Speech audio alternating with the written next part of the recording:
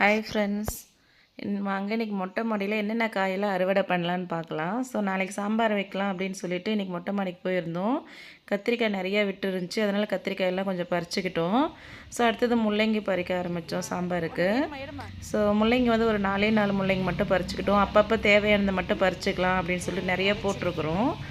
So இந்த நாளைக்கு சாம்பாருக்கு 4 முள்ளங்கி போதும், 4 மட்டும் பறிச்சுக்கிட்டோம். அதுக்கப்புறம் கொஞ்சம் முருங்கைக்காய் இருந்தது, ஸோ அதையும் பறிச்சுக்கிட்டோம்.